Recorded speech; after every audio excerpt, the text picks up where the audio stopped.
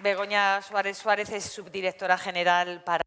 Begoña Suárez, ekintzailetzarako, enpresako brentesuneko eta emakume negoziazio kolektiboko zuzendari orde nagusia da.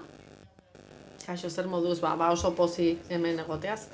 Eta Miren Elgarresta, emakumearen institutuko zuzendaria da, Miren Elgarresta. Hirugarren parte hartzaile bat ere badaukagu, online daukagu. Mari Carmen Barrera Chamorro da bera, UGT Espainiako ordezkaria eta Komite Ekonomiko eta Sozialeko ordezkaria da. Mari Carmen, egunon? Egunon eta eskerrik asko, ni ona gonbidatzeagatik, plazera handia da, ongi etorri guztioi. Esan bezala, plazera handia da biltzar honetan parte hartzean. Hasi egingo gara. Izan ere, jakin nahi baitugu zer egiten ari diren Europan soldata berdintasunaren arloan. Ze proposamen egiten ari zarete arrakala hori murrizteko. 15 minutu emango dizkitzugu, lehenbiziten okitzo ingo duzu eta gero elkarrizketara joko dugu. Aurkezpen bat partekatu nahi nuke zuekin. Aixkar. Ya está. Y vámonos. A ver. Ahora, eso es. Bueno, pues... Tira, hasteko eta sarrera gisa azkar ikusiko ditute gardenki hauek, denbora gutxi baitaukat. Baina, aipatu nahi nuen, soldata berdintasuna ez dela soilik justizia sozialeko kontu bat, gizarte eskubide bat baizik. OITek 157. artikuluan xehatzen du hori, politika guztietan kontuan hartu beharreko zerbaita. Soldata berdintasuna bermatzea ezinbestekoa da, garapen pertsonalerako eta profesionalerako. Baina, Europar Batasuan aldea 12,50%koa da lan egiten duten ordu bakoitzeko. Eta urteko etekinea kontuan hartuta 30%era ere iritsi daiteke arrakala hori. Hor segregazio okupazionala dago, emakumeek soldata kaskarragoa lortzen dituztenean, gero lan partzialak edo lan egun partzialak, eta gero nola ez eten bat, beraien ibilbide profesionaletan, familia zaintzeko, direla aurrak, direla adinekoak, eta bar. Horre guztiak egiten du, arrakala hori jubilazio garairako 28%koa izatea. Eta naiz eta Europako esparruaz hitz egingo dudan, Espainiaren kasu azpimarratu nahi dut jardunbide egoki gisa. Ze Espainian arrakala txikiagoa da, 8,7%koa da, Europaren batez bestekoa baina gutxiagoa beraz. Eta, ikusi behar da, ze politika publiko ezarri diren, uste baitugu oso posizio onera eramaten ari dela Espainiaren kasua soldata arrakalari dagokionez. Soldata arrakala ez da soilik eskubide bat, galga bat ere jartzen baitu garapenerako, ze ez da erabiltzen emakumeen talentua, gero erosalmena murriztu egiten da, eta pentsioetan ere igartzen da hori, txikiagoak izan ohi direlako. Horregatik gure fundaziotik, UGT-tik, feminista den sindikatua izanik, hori irudikatzen edo hori ikusarazten saiatu gara arrakala horiek eta jakina negoziazio kolektibotik aldaketa batera egiten saiatu gara eta gizarte elkarrizketatik ere bai, eta orain Europan indar egiten ari gara, ahalegin berezi egiten ari gara. Ze badakigu Europako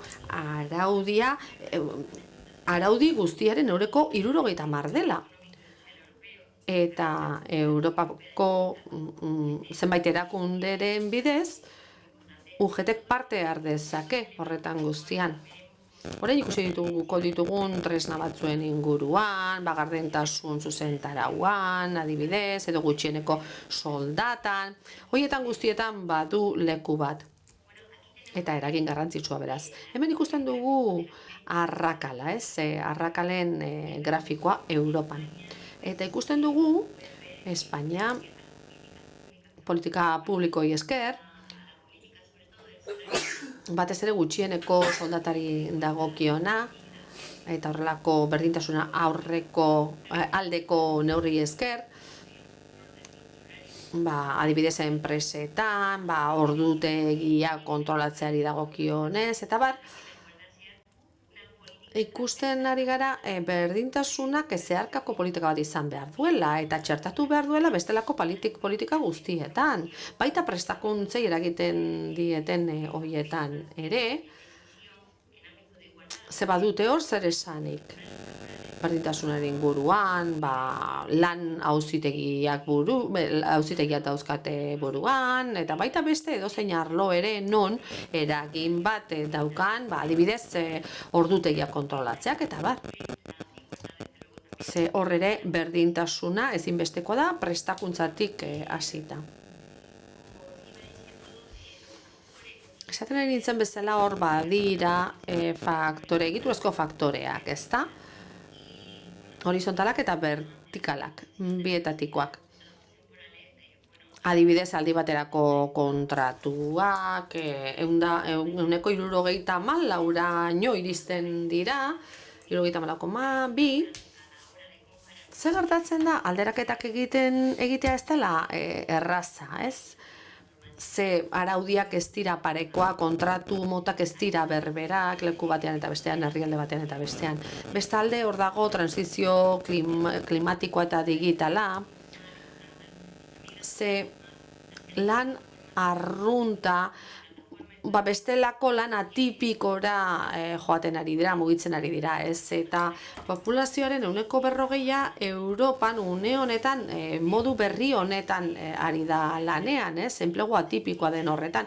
Eta horrek zaildu egiten ditu berdintasunerako ahalegin horiek. Ze oso babes gutxi dago enplegu mota berri horietan. Horregatik da hain zaila arrakala murriztea, ezta? Horrelako enplegu mota berriak gertatzen direnean. Gero zaintzaren kontua ere hor dago eta horrek badu eragin bat lan arloan. Baina hor gardentasun legeak ezarri behar dira eta hori Espainian egiten denez, grafikoan ikusi duzuen bezala oso postu onera eraman du.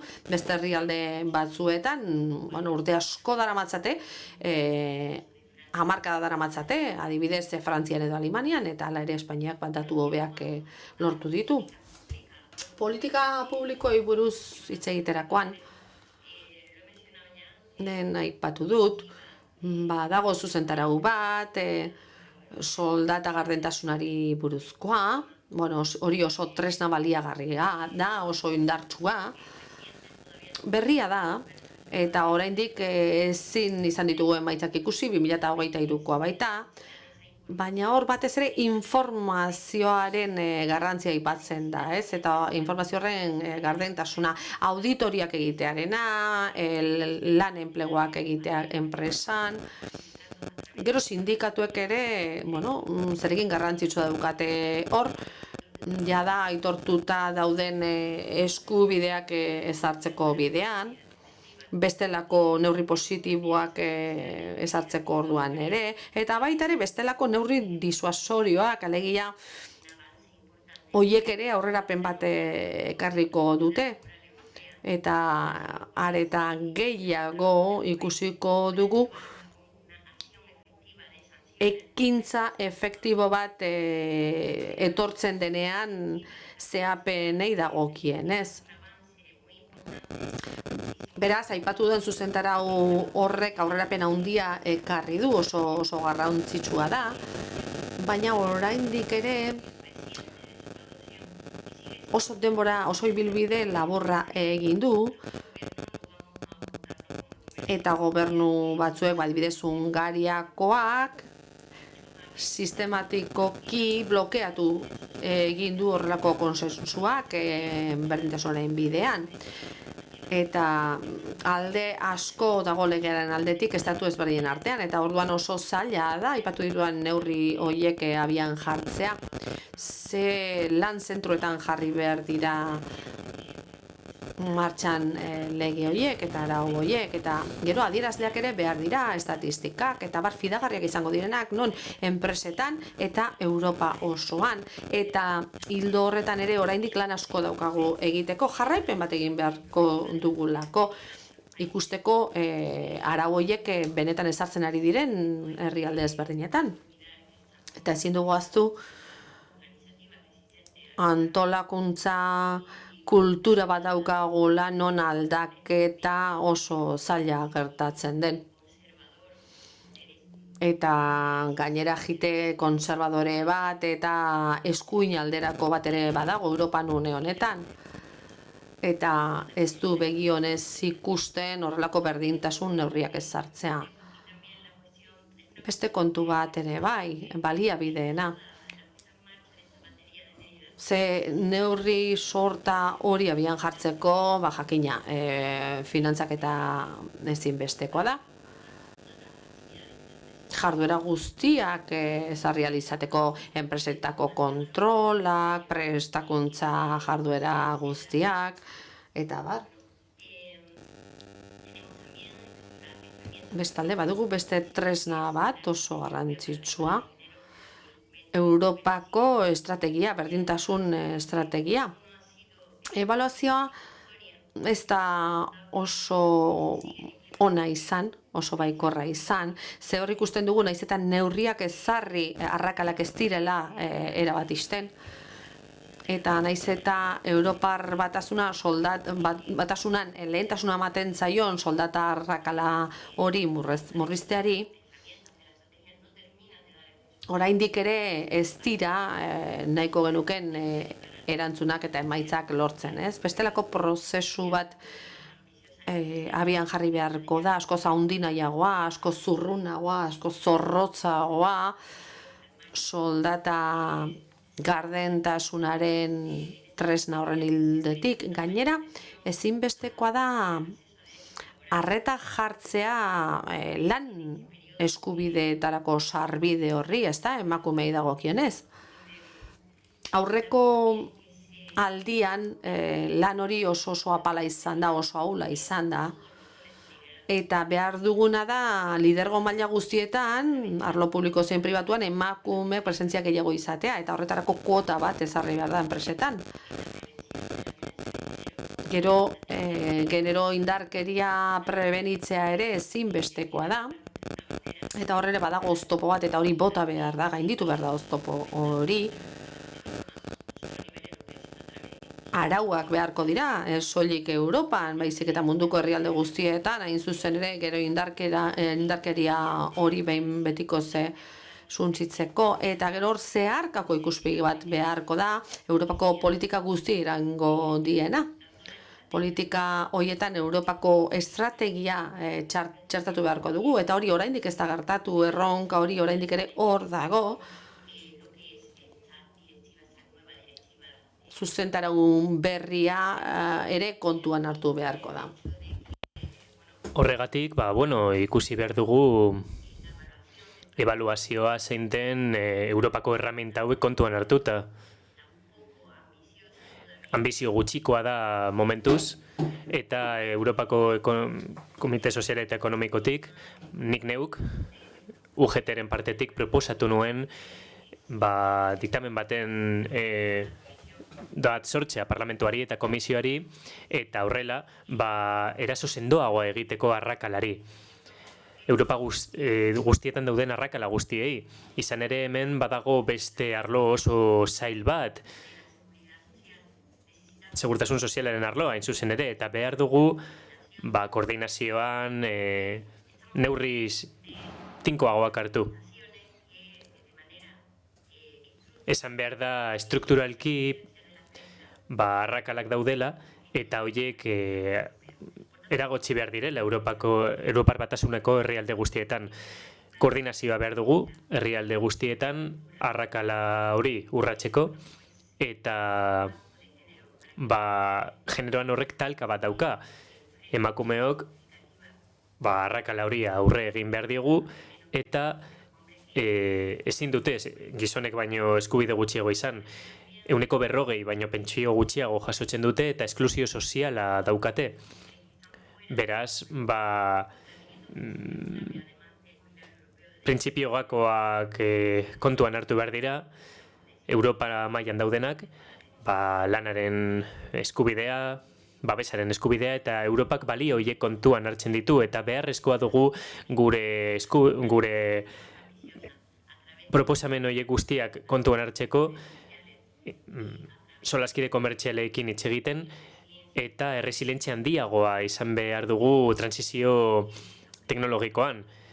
Ikusten dugu, lanbide berri askori buruz hitz egiten dugula transizio bikoitz honetan, baina Europa mailan ikerketa bat egin genuen, ikerketa hori nahiko erabilgarria eta anbizioduna izan zen Europa mailan, eta kontua zen enpleguak berdintasunarekin zuen harremana aztertzea Europa mailako transizio bikoitz honetan, eta ikusten genuen arrakalak areagotu egiten zirela, baita enplegu berrietan ere.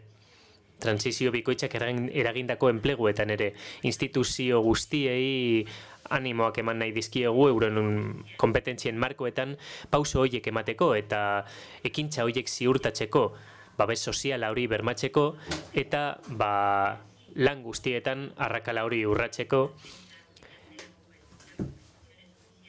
babes nahikoak emanez behar duten pertsona guztiei. Noski beti kontuan hartuz eta lehentasuna emanez arrakala sufritzen dituzten pertsona horiek, emakumeak hain zuzen ere. Behar duguna da aurrera egitea babes sozialeko sistemetan, eta ez soilik lan egiten duten pertsonentzat, baizik eta gizarteko hiritar guztientzat. Horrek ahalbidetuko luke ikuspegi orokorrago bat izatea eta hori lagungarria izatea Europako eskubide sozialen pilarrak izaten duen bezala. Mari Carmen, mesedez, denbora agortzen ari zaizu, oraintxe bukatuko dut, ia bukatu dut. Horrez gain, Europako komisari gonbidatu nahi diogu laguntza emateko estatuei, herrialdeei, finantziazioaren bidez, finantziazio espezifikoa behar delako jarduera hauek bultzatzeko, eta subsidiaritate printzipioa ere kontuan hartu behar da Europar Batasunean. Europako komisioak laguntza eman aldie Europar Batasuneko estatukidei hau errazteko. Honekin bokatu nahi dut, esanez, berrikuntzak egin behar direla, maila honetan, gizarte segurantzan adibidez, paradoxa bat gertatu delako Espainian adibidez. Neurri positiboak sartzen direnean arrakala horiek urratzeko, ikusten dugu nola horiek errazten dizkieten emakumei gizonen gainetik gauza konpontzea. Haiek sufritzen dute arrakala. Justizia Tribunalak esan du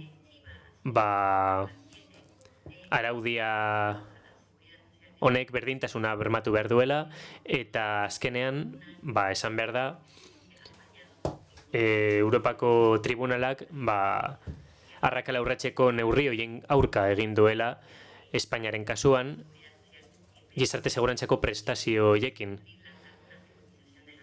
Horrek emakumeen kotizazioen hutsuneak bete nahi zituen. Araudia hori berritu egin behar da, hori eskatu nahi dugu, eta horrez gain nahi duguna da koordinazioa azpimarratzea, sendotzea. Horrela, herrialde guztiek izango dute onura, eta herrialde guztiek proposatu ahal izango dituzte emaitza onak dituzten neurriak.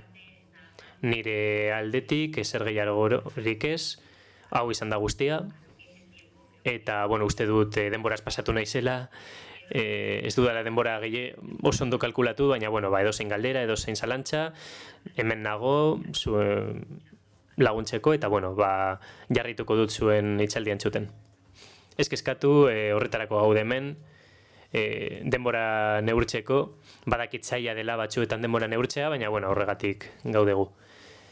Orain gure beste parte hartzaileei entzungo diegu. Europari buruz hitz egin dugu, noski gai askori buruz, berriro aterako dira berdintasuna, arrakala, eta orain berriro ere aterako diren gaiak dira, Begoña Suárez, ekintzaile-etxarako, enpresarako, berdintasunerako eta emakumeen negozio kolektiborako zuzendari orde nagusia da. Eta, zelako datuak ikusi ditugun, ezta? Uste dugu aurreratuak diren herrialdeak, Austria, Alemania, adibidez, gure arrakalaren bikoitza daukatela, horrek arreta deitu dit. Begoña, agian hortik has gaitezke, ezta? Lehen ikusi ditugu Euskadiko datuak, zein datu ditugu soldata berdintasunari edo soldata arrakalari buruz, edo generoaren arrakalari buruz Espainian? Egunon, plazera da zuekin hemen gaur egotea, eta zuekin solasaldi hau partekatzea, Mirenekin, Ebarekin. Datuak ikusi izan ditugunak dira. Neurketaren arabera ezberdinak izango dira, baina, komentatzen zen hasieran, kongresu honetan, soldata arrakala 17%koa dela, orain gaur egun. Oraintxe emakumeek bataz bestekoz 5.000 euro baino gutxiago irabazten dituzte gizonekin konparatuta sektore guztietan, aktibitate sektore guztietan, edozein lanbideetan eta edozein adinarekin. Esanguratsua da baita ere, ibilbide profesionalean aurrera egin ahala, arrakala hori handitu egiten dela. Beraz, 50 60 urte dituzunean, arrakala handiagoa da. Eta horren ondorioa da, Carmenek kontatu diguna. Emakumeek zailago sartzen garela erantzukizun handiko lanpostuetan, beranduago hasten dugula ibilbide profesionala, eta horrek penalizazioa eragiten digula, azken finean. Hori da daukagun testu ingurua, eta gero baita garrantzitsua da azpimarratzea, lehen komentatu den bezala, erretiroa hartzeko garaia denean guretzat, arrakala hori erraldoia bihurtzen dela, beraz, horiek dira dauzkagun datuak. Ez dute Carmenen datuekin bat egiten, baina, gutxi gora bera, oso antzekoak dira. Ikusten dena da, datuak neurtzeko modu asko daudela, baina kasu guztietan arrakala oso handia dela. Egia da, azken urteetan murriztu egin dela, 2012tik 2022 garren urtera, 7 puntuko murrizketa egon da, eta 2018 urtetik pentsatzen badugu, edo ikusten badugu, 4,5 puntu murriztu dela, ez da, orduan edalontzia erdi beteta ikus dezakegu azken urteetako politikek eragin ona izan baitute arazo honetan. Badakit azpimarratu egin dela hau da, baina uste dut berriro ere aipatzea ez dagoela gaizki. 2018tik 1,54ko igoera hori, gutxieneko soldataren igoerak asko lagundu duela arrakalaren arazoa konpontzeko. Genero ikuspegiak politikan esartzea lagungarria izan da eta ikusi izan dugu. Eta, pentsatzen ditugunean zeintzuk diren politika publika horiek eta martxan jartzen ditugunean, zein da egiten duzuen analizia emakumeen institututik? Zergatik gertatzen da arrakala hori? Izan ere, batzuk ikusi dugu lehen, ez? Jostailuen kasuan, zer egin daitekeen, baina beste kasu batzuetan zein jarrera izan dezakegu. Arrakalaren kausak anitzak dira, elkarrenganako eragina dute, orduan, ez dugu kausa bakarrean lan egin arrakala konpontzeko, kausa anitzak dira, baina uste dut oso garrantzitsua dela araudia kontuan hartzea, 2019 garren urtetik aurrera araudian sartu da lanaren berdintasuna. Emakumeok eta gizakiek eta gizonok ez dugu gauza bera irabazi behar, irabazi behar dugu pertsonak berdinak garelako. Eta hori oso garrantzitsua da eta oinarria da. Arrakalaren oinarria zergatik, hitzarmen kolektibo askok balio ezberdinak ematen dizkietelako feminizatuta eta maskulinizatuta dauden lanbidei, eta hor sortzen da arrakala. Enpresa batzuek aplikazioa egiten dute, hitzarmen kolektiboarena, eta ala balitzoilik, ez langile zarragoa izateagatik, ez, generoagatik existitzen da arrakala hori, eta egia da, 2019ko lege dekretua dagoela, berdintasun efektiboa lortzeko, eta horrek berdinak garela azpimarratzetuela, eta badaudela beste hainbat dekretu batzuk ere berdintasunarekin lotutakoak, non esartzen den lan guztiak berdinak izan behar direla. Eta hori ezinbestekoa da.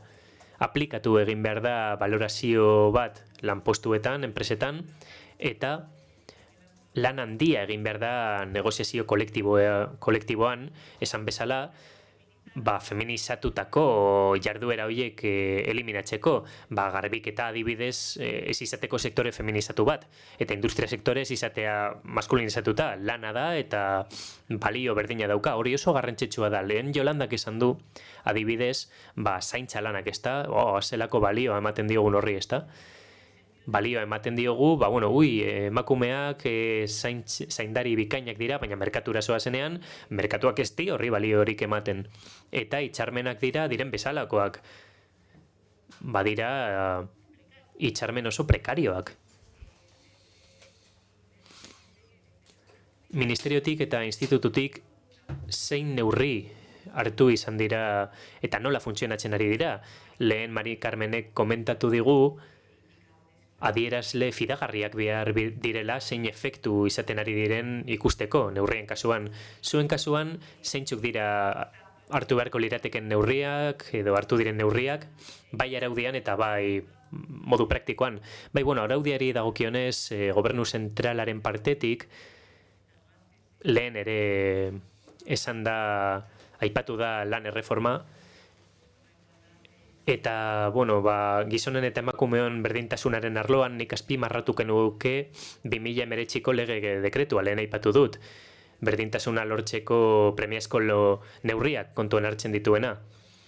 Badago baita beste dekretu bat, berdintasunaren planekoa, eta hori ere, enpresen arloan, 50 pertsonara murriztea, eta baita, esarri behar dela, neurriak hartu behar direla, diagnostiko bat egon behar da, berdintasun plan horiek negoziatu eta sortu behar direla, eta sortu behar dira eta erregistratu behar direla publikoak izan daitezen. Eta horrek inflexio puntu bat sortu du 2008ko plana, eta horrek 4 erreminta gako ditu ardatz nagusitzat. Enpresaren soldatak egon behar dira desglosatuta, ondo adierazita.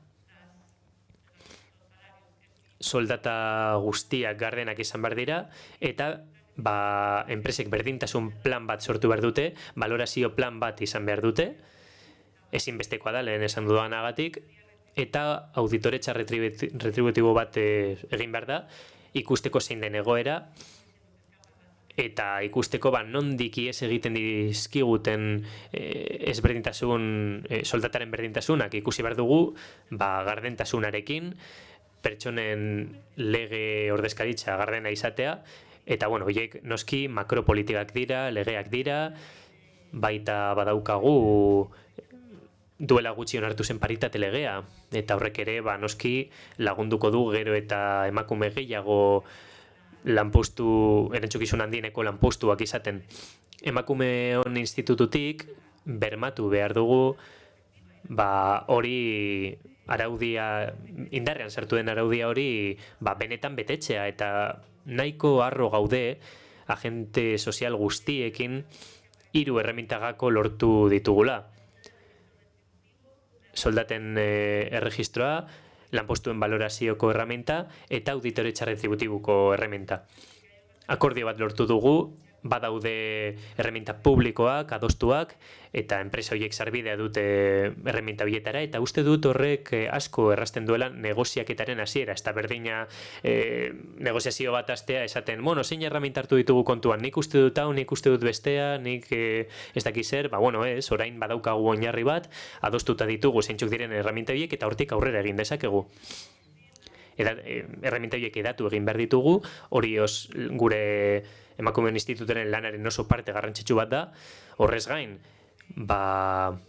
berdintasun plan horiek egin behar ditugu, sortu behar ditugu, Hori ere ezinbestekoa da, eta sentsibilizazio neurriak hartu behar dira, eta buloak hautsi egin behar dira. Izan ere askotan, berdintasun datuak, ez dakit, batzutan ez direla sinesgarriak, edo enpresek esaten dute, ez, nire enpresan ez dago ezberdintasunik, edo ez dago diskriminaziorik, ez, pedagogikoak izan behar gara, eta esan behar dugu, agian ez dago soldataren diskriminazioa zure enpresan, baina, egon daitezke ñabardura batzuk, eta beraz, sentsibilizazio bat egon behar da gizartean.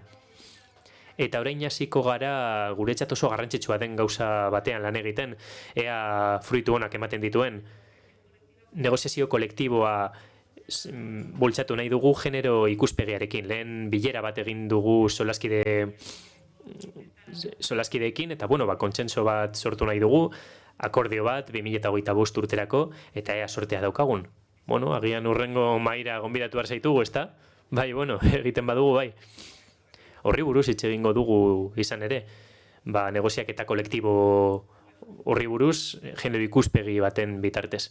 Neurriak oso ondo daude, baina nola funtzionatzen ari dira, nola garatzen ari dira, nola da neurri horien egunerokotasuna, zein da zuek aurkitzen duzuen egoera neurri horiek enpresetan ezartzerako unean.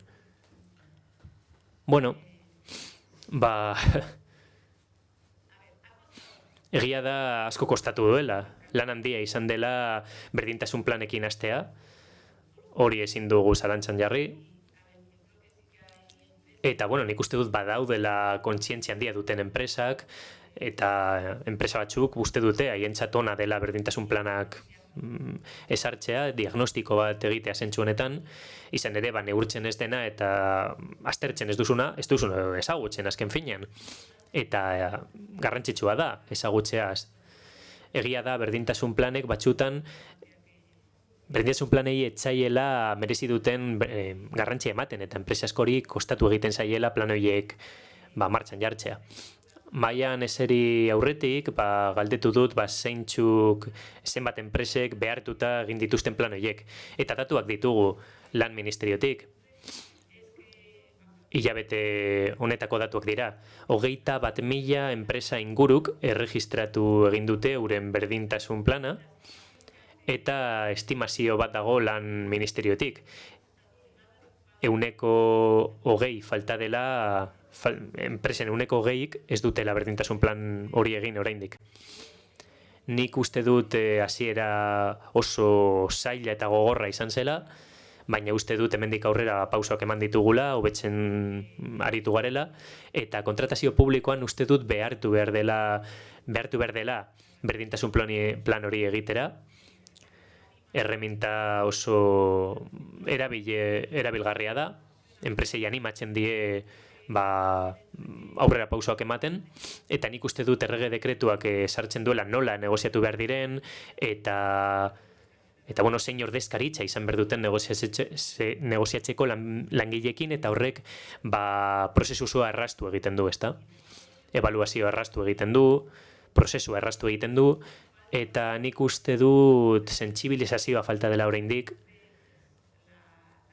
Esango nuke oraindik kalitatea eta neurriak anbizio handiagokoak izan ahalko liratekela, baina politika publikoak ezartzen hastea zaila da, kostatzen zaie martxan jartzea, baina lortzen ari gara, oinarrizko erreminta gara, funtsezkoa, eta nik uste dut hori aurrera egiten duen bitartean, enpresa guztiek plan hori garatzen dutenean, berdintasun plan hori garatzen dutenean, egoera asko sobe izango dela. Badago datu garrantzitsu bat, lehen komentatu duzu enpresek planak erregistratzen dituztela, baina badaude soilik 1000 plan hori adostua ez dutenak. Horrek ere esfortzu handia islatzen du enpresen aldetik eta sindikatuen aldetik. Eta jarraipen batzordeak ere sortzea, langileek ordezkatuta ere aurrera pauso handia da. Kontrol bat egon behar delako, eraginkorra izan behar delako, eta plan horiek funtzio hori daukate azken finean. Lan eta giza segurantzako sailburu ordeak esan du prebentzio planetan, enpresetan, ere hori ematen dela eta zaila dela eta enpresek gaur egun barneratuta daukatela analizi hori egin behar dela, azterketa hori egin behar dela, neurriak hartzeko, baina, ondo dago debate hori irekitzea. Behartuta bada ere, azken finean, arauak bete egin behar dira, ez dut esan nahi beti denik hori arrazoia plan horiek egiteko, baina, behintzat planak egiten dira. Bai, adibidez, ordainsarien erregistroekin, den pauso guztiak bete behar dira, eta enpresasko gero esaten zuten, nik neukan ideiarik ere ez, enekien hainbeste komplementu nuenik, eta batzutan enpresak berak ez zuen identifikatzen zeintzuk ziren komplementuak, nondik agertu ziren, batzutan modu arraroetan agertzen zirelako enpresentzat, gauza bat aztertzerakoan eta luparekin aztertzerakoan, enpresek gogo eta bat egiten dute, eta esaten dute agian, planteatu behar ditut gauzak beste modu batean. Etcétera, hurbiltzeko daukagu gurekin Miren Elgarresta, directora de Emakunde. Aquí, en Euskadi, ¿cuál es la situación? Zein da Euskadin egoera eta zer proposatzen duzu Eusko Jaurlaritzatik, emakumetik, lan arrakala murrizteko hitz egin dugu estrategia orokor bat dagoela 2030 urteari begira, lan arrakala murrizteko, baina zeintzuk dira horretan lan egiteko instrumentuak? Eta, lehenik eta behin eskerrak eman sailari eta bereziki sailburu ordeari, Elena Pérez Barredo, eta, gaurko gonbidapenagatik. También agradecerle a Begoña. Era berean, Begoñari ere eskerrak eman nahi dizkiot, duela gutxi kointziditu dugu, eta badirudi gure patua berriro elkartzea dela, eta plazera da berriro zu ikustea. Uste dut esan dugula, lan arrakalari buruz hitz egiten dugunean, noski, azpimarratu behar dela, arazo konplexua dela, egiturazko arazoa dela, eta politika publiko guztietan bezala zaila dela, eta dimentsio anitzekoa dela.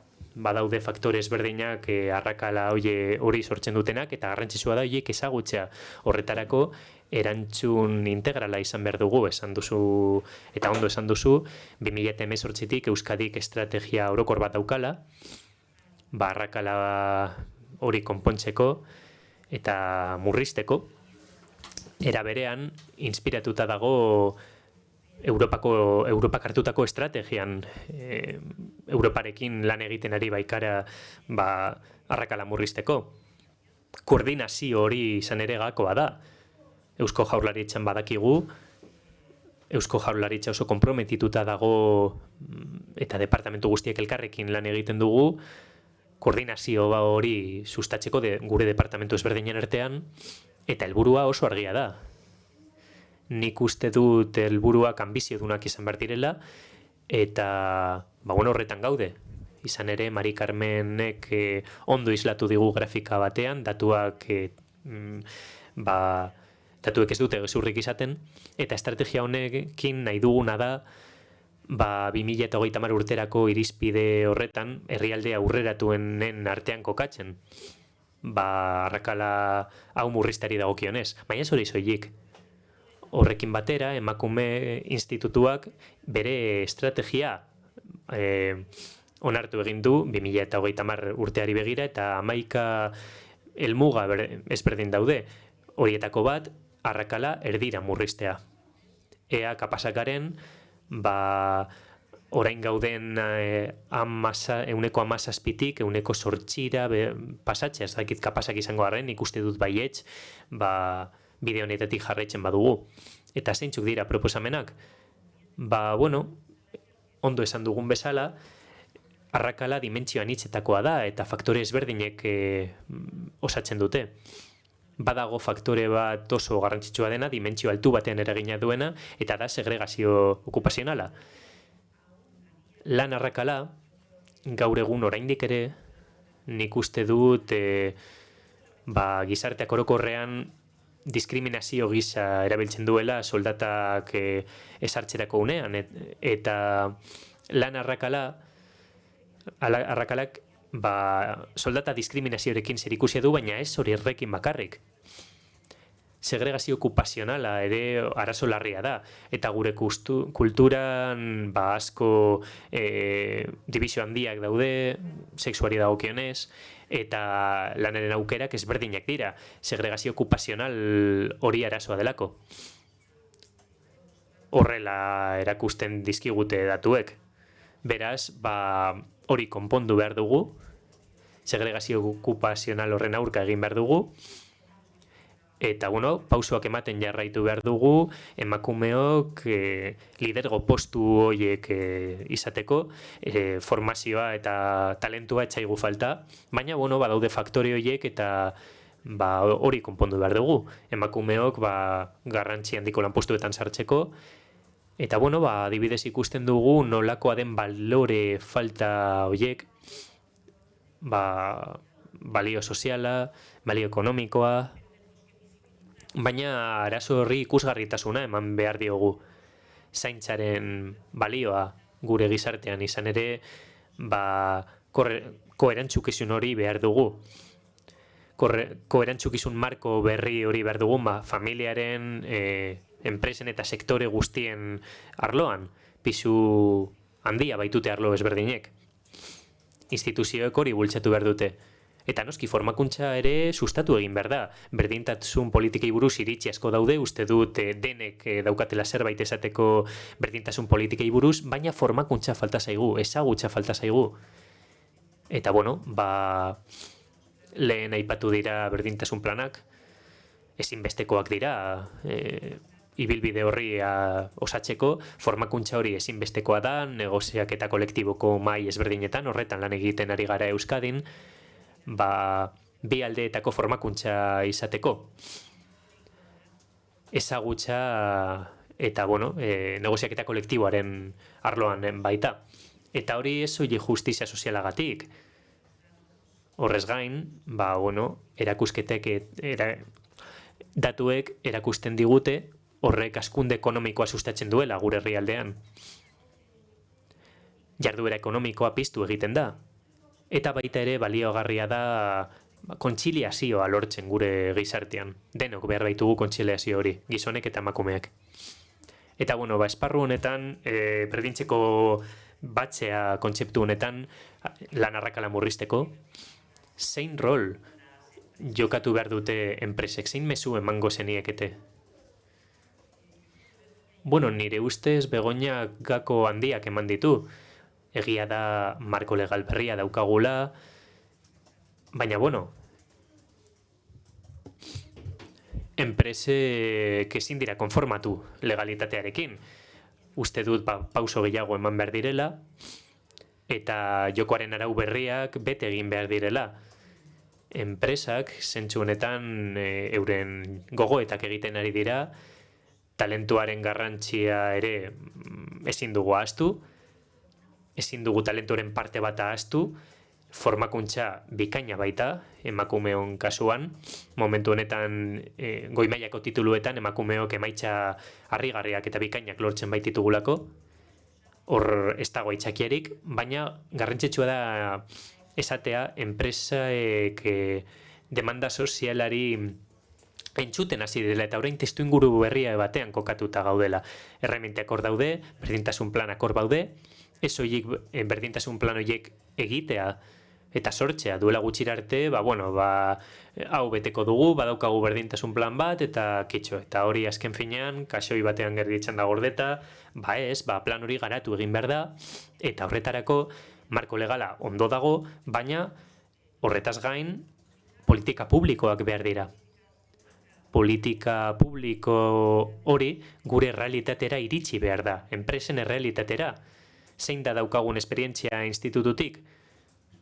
Gure ustez, enpresaren arloa oso estrategikoa dela, ezin dugu ahaztu emakumeok eta gizonek denbora asko ematen dugula lanean, lanaren arloan, eta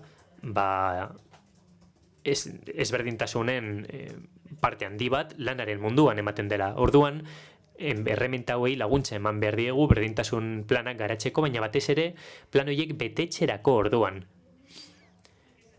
ikusten diren neurriekin eta definitu diren pausoekin. kontuan hartuta zein den gure realitate konkretua. Nola laguntzen die emakundek enpresei?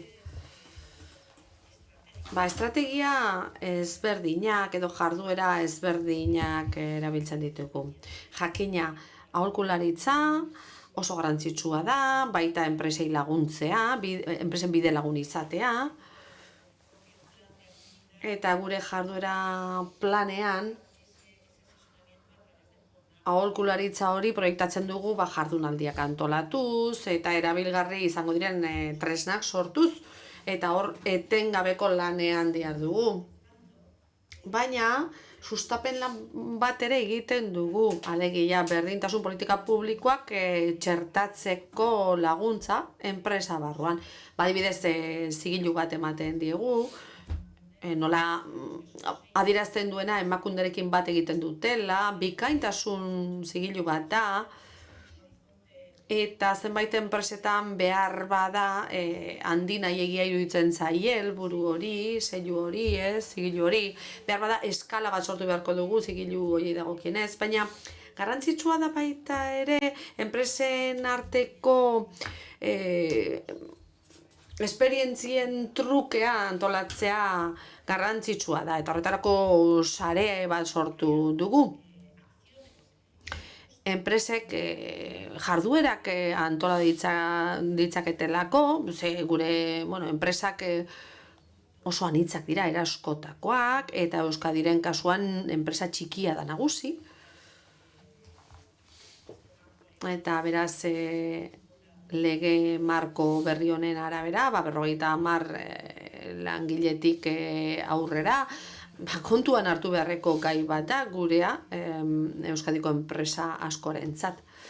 Etengabeko prestakuntza ere lantzen dugu, eta aurten adibidez, saiatzen gara institutuak ematen duen prestakuntza, ahalik eta erreza izatea iristeko, no?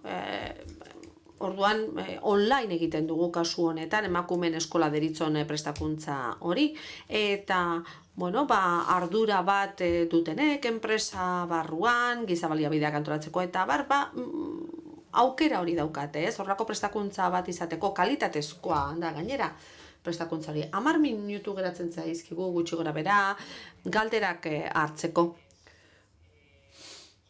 Egin nahi dituzuen aldetik. Ronda labur bat egingo dugu, Mari Carmen.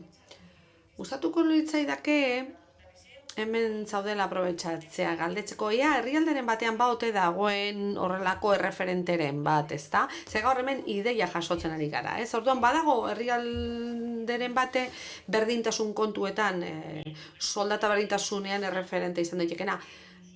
Islandia izan daiteke, nik uste dut denok dakigula, ezta?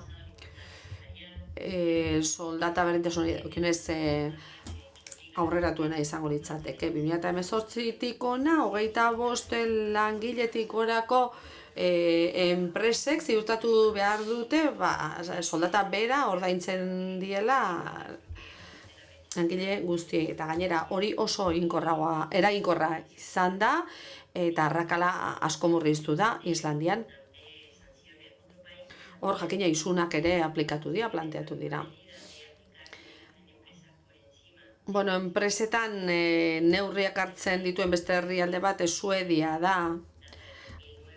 Han legea 2009koa da, eta 3 urtetik behin jarduera plan bat ezarri beharra daukate enpresek, 25 langiletik gora gaude.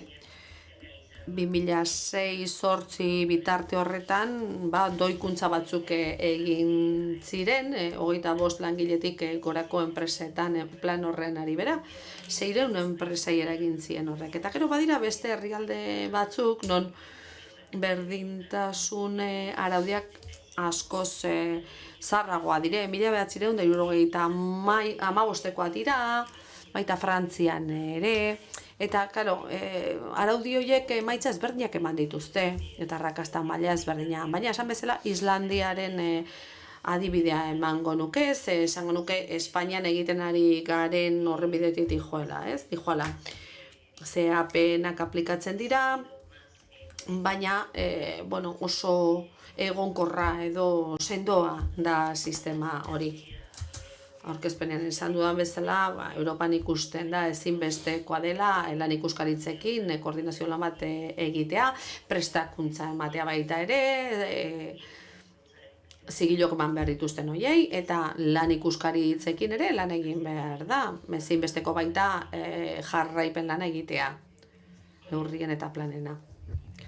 Begoña institutuan, lehen aipatu diguzu, hitzarmen kolektiborako tresna bat aipatu duzu, arreta eman dit, ez dakit horri buruz zerbait esan nahi duzun, edo bestelako neurri har daitezke arrakala hori murrizteko. Ez dizuet ez aurreratuko, lehen bilera bat besterik ez dugulako egin, eta datorren urterako utziko dugu hortik aurrerakoa, eta beraz ez dugu hainbeste aurreratu. Baina neurri garrantzitsuei buruz hitz egiteko. Mirenek aipatu duena, segregazioa eten behar da. Baina horretaz gain asko insistitu behar dugu, balio bereko lanen kontu hori, ez da? Oso garrantzitsua da emakumeak egotea ibilbide teknikoetan, egon behar dutelako, diseinuengatik, estereotipoengatik, emakumeek eta gizonek leku guztietan egon behar dute, arlo guztietan. Baina zaintzan ez da gizonik egongo, hezkuntzan ere ez, emaitzak lan baldintzak hobetzen ez baldin badira. Beraz, gizarte garen aldetik, gauzak behar bezala baloratu behar dira, benetan garrantzia dutena. Gure neskamutilak uzten ditugu eskolan, eta zenbat irabazten dute emakume horiek zaintza hori ematen dutenak, gutxiengo soldatan daude iaia, ez da? Eta hor uzten ari gara, balio gehien ematen dugun hori, ez da? Gure umeak kasu honetan. Garrantzitsua da, emakumeak eta gizonak guztietan egotea. Eta gizarte bezala eta hitzarmen kolektiboan, sindikatuei dei egin nahi diet, ahalegin bat egiteko, soldata igoerak izan daitezen bestea baino handiagoa, konpentsazio lan bat egin behar da hor. Eta segregazioa murrizten ez baldin badugu, gizonak ez dira zaintzan eta hezkuntzan ariko soldata baldintzak hobetzen ez baldin badira. Beste gauza bat ere bai oso garrantzitsua. Administrazio publikoetatik, erakunde publikoetatik, inbertsio bat egin behar da, prestakuntzan, berdintasun prestakuntzan, ezinbestekoa da konpromiso bat egotea, gobernuen aldetik, ardura handieneko postuetatik, lehentasun gisa hartzeko. Baina konpromisu hori zehaztu egin behar da, berak harri behar dugu konpromisu hori, eta horretarako ezinbestekoa da, politika publikoak egiten dituzten horiek, sentiberatasun bat izatea eta prestakuntza bat izatea. Kafe orduan aipatu dugu, badirudi berdintasun planak direla, bete behar ez direnak, betetzeko obligaziorik ez dagoena, badirudi ez dela garrantzitsua. Beraz, berdintasun gaiei garrantzia eman behar zaie, demokraziaz ari bai gara, ziurtatu nahi bai dugu gizarte demokratiko bat garela, eta errentagarria dela hori gizartearentzat eta enpresentzat. Hori sinesten baldin badugu, ziurtatu behar dugu, politika diseinatzen dituztenek ere sinistea. Eta prestakuntza oso garrantzitsua da. Mirenek esan du, askotan jendeak jakin gabe hitz egiten du, askotan ezagutzen ez ditugun gauzak kritikatzen ditugu. Eta esango nuke prestakuntza hori oso garrantzitsua dela. Zertarako genero perspektiba ikuspegia politika guztietara iriz daitezen, ekonomia ministeriora, enpresa txiki eta ertainetara. Ez daitezela estankoak izan, alegia, enpresa eta ekonomia buruz hitz egiten dugunean, ez hitz egitea berdintasunaz, badirudi beste zerbait dela beste arlo bat, ezta? Bai, elgarrestak bai ez dio, etengabe, bai buruarekin. Mari Carmenek esan du, arrakala murrizten duela, baina hor jarraitzen duela, ez dugu amaitzen, nola horretu?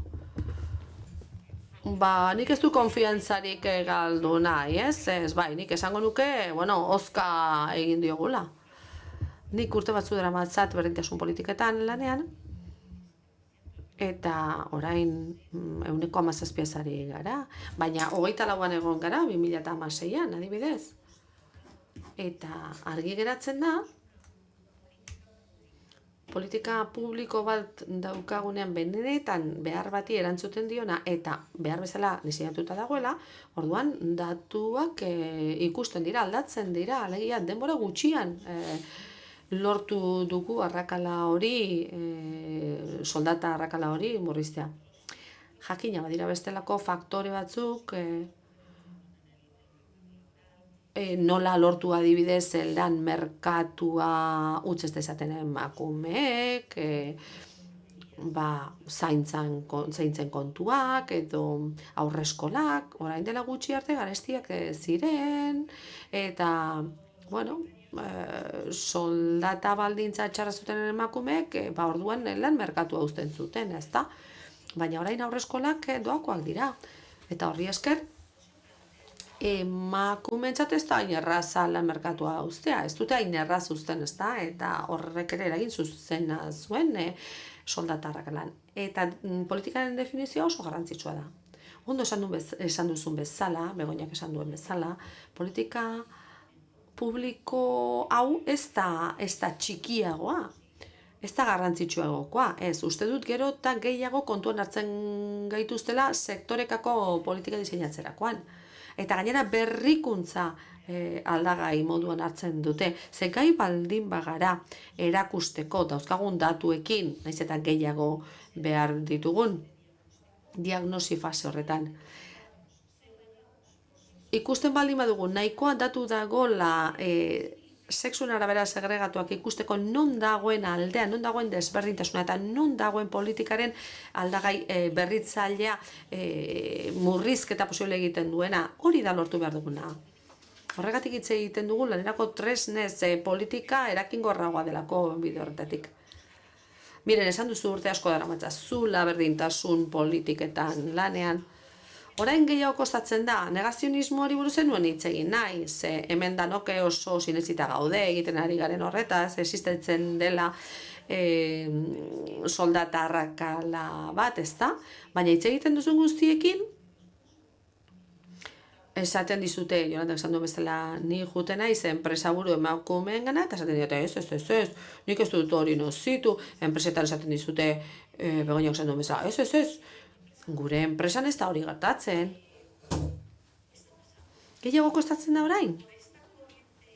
Korronte neoliberal horren ondorionez, reakzionarioa den horren ondorioz? Ikusten ari garen horretan, eta gazteen artean ikusten dugun hori dela, eta gehiago kostatzen zaigu jendea sinestea arazo hor dagoela oraindik ere, eskubideak ez direla bete. Nik ez dut uste orain zailagoa denik. Ez dut uste ez da ere alarma egoera batean gaudela, baina alerta egoera batean bai. Izan ere, erreparatzen baldin badiogu mugimendu politikoei, nazioarte mailan eta bar, ultraeskuinaren korronte horrek bere egin du diskurso antifeminista bat, non indarkeria matxistarik garrantziak kentzen zaio, hori ikusita alarma piztu behar dugu. Baina daukagun soziologia alde batera utzi gabe, gure politikak egiterakoan, horri erreparatu behar diogu. Ezin gara despistatu, hori egia da gai honetan. Ze feminismoaren aurrerapen askok bere gorabeherak izan ditu,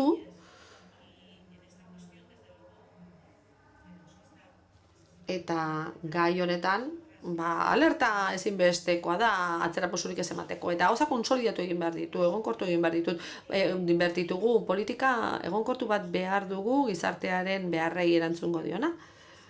Ze bide horretatik lortzen den guztia asko zailagoa da galtzen. Beraz, alarmarik ez, baina alerta bai. Mari Carmen, iristen joango gara. Europan, Mari Carmen, iristen dira horiek ez da, lehen erresistentziak aipatu dituzu eta herrialde batzuk aipatu dituzu. Labur, mesedez. Bai, labur. Erresistentziak hor daude, ez da nire iritzia. Duela gutxi, Hungariako presidentetzarekin Budapestera joan naiz, duela gutxi, eta tokatu zaigu, egokitu zaigu lan baldintza betetzen direla ziurtatzera. Eta irudipena da atzera egiten ari garela. Agenda kontserbadorea emakumeen eskubideen kontra egiten ari da, Hungarian, lehen aipatu da bezala. Lan berdintasun arau horiek 8 urtetan baino gehiagotan betoa jarrita zeuden, eta une honetan buru dira Europar Batasunean. Gainera, Oxfam Intermonen txosten bat ere badaukagu, non esaten da Europan eskuin muturra mehatxatzen ari dela genero berdintasunerako legeria.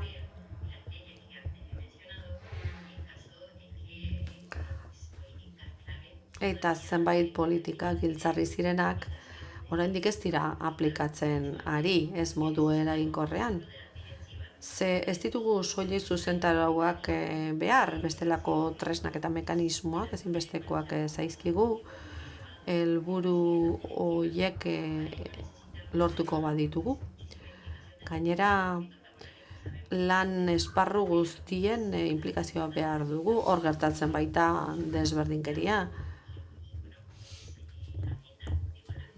Eta agenda kontserbadoreak zer esan handia dauka, mekanismoiek abian jarri daitezen. Adibidez, Europako konbentzioa edo ituna, oso eskuinaldera eginda, horrek oso eskuinaldera egin du, eta horregatik hemen esan den bezala, alerta egoeran jarri behar dugu. Ez da erraza izango, Intermonek esaten duen bezala, baina hori ikusten ari gara bai.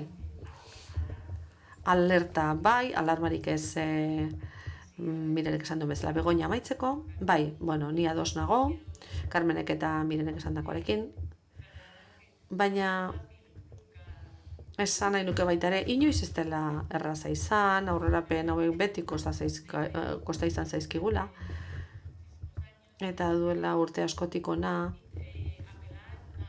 ezinbestean dagokigula gizonengana jotzea. Alegia, berdintasun politikez ari garenean, oraindik ere, gehienok emakumeak gara, eta hori hemen argi geratu da, gidak sortzen ditugunean, berdintasun planak, enpresekin elkartzen garenean, berdintasuna jorratzeko beti emakumeak etortzen zaizkigu, aniztasuna edo berdintasuna lantzen dutenak. Jolandak aipatu du nola gizonei autoritate plus bat ematen zaien, bestelako balio bat.